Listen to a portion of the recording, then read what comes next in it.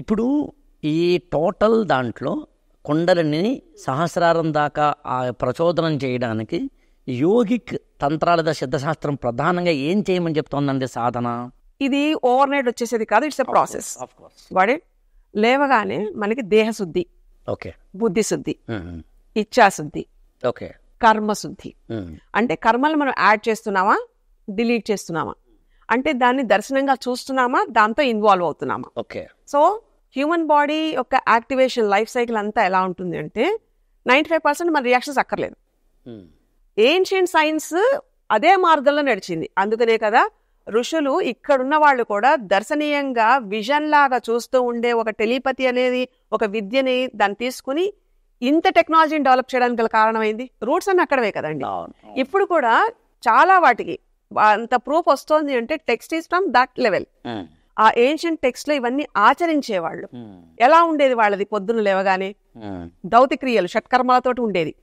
So దంత దౌతి దగ్గర నుంచి నాలి దౌతి, బ్రీత్ దౌతి, పేగులు తీసి కడిగిన ఋషులు కూడా ఉన్నారండి. ఇలాంటి క్లెన్జింగ్ పార్ట్ లో కూడా ప్రతిదీ అండి. జలనేతి ఉండేది, చాలా క్రియలు ఉండేవండి. దీంట్లోనే 4 రకాల సీక్రెట్ టెక్నిక్స్ కూడా ఉన్నాయి. వత్సర అనే టెక్నిక్ ఒకటి పట్టుకుంటే, వత్సర దాన్ని పట్టుకుంటే బాడీ మొత్తం డిసీజ్లెస్ అయిపోతుంది. డిసీజ్లెస్ అంటే అసలు ఇంకా మనకి రోగాలు అన్నవే ఉండవు. అంటే అంత చైతన్య భరితమైన, అంత అమృత ప్రదమైన శరీరాన్ని మనం దాంట్లో పెట్టచ్చు. ఇలాంటి యోగిక్ టెక్నిక్స్ అన్ని ఉండేవి. సో వాళ్ళు ఈ దౌతి కార్యక్రమాలు ఫిజికల్ గా పంచేంద్రియాలకి సంబంధించి చేస్తుంది. ఎందుకంటే ఇన్ఫర్మేషన్ అంతా పంచేంద్రియాలతోనే ఎక్కువ వస్తూ ఉంటుంది. సో దాన్ని ఆపుతూ మంత్రబద్ధంగా, తంత్రబద్ధంగా ఈ యంత్రాన్ని తీసుకెళ్లేవాళ్ళు. అంటే ఒక లక్ష్యం ఉండేది. మనం దేనికి వచ్చాము అనే ఒక లక్ష్యం, ఒక ప్యాషన్ అంటున్నారు కదా, ఇప్పుడు దానికి కనెక్ట్ అవ్వాలి. ఆ కనెక్ట్ అవుతున్నప్పుడు అది మనల్ని లాగాలి దాంట్లోకి, అంటే అది మనల్ని పిలవాలి, ఆ కాల్ రావాలి. ఎప్పుడు అవుతుంది అది? If you are in the state of voice of silence, అంటే నీవు మౌనంగా ఉంటున్నప్పుడు నీ లోపల ఉండే అంతర్వాణితోటి కనెక్ట్ అవ్వడం అనేది అదొక చర్య. మౌనముద్ర ఎన్ని రకాల పాత ముద్రలు ఉన్నాయండి. సో ఇంత నాలెడ్జ్ తోటి వాళ్ళు డేని చూసేవాళ్ళు. సో డే వాళ్ళ కంట్రోల్లో ఉండేది. మనము దీంట్లో కూడా విన్నాం కదండి, గౌతమ్ మహర్షి ఒకటే రోజు ధాన్యం పండించి, మొలకలు ఎత్తించి, పంట పండించి మధ్యాహ్నం అయ్యేటప్పటికల్లా సంతర్పణ చేసేవాళ్ళు. అంటే అంత అపురూపరమైన భాండారంతో ఉండే ఒక విద్యలు ఇలాంటివన్నీ అనమాట. ఇవి మనకి ఇప్పుడు లిమిటెడ్ అయిపోయాయి కాబట్టి మన దాని గురించి అసలు అవగాహన కూడా ఉండట్లేదు. కాకపోతే అలాంటి స్టేజ్ నుంచి వచ్చిన వాళ్ళం.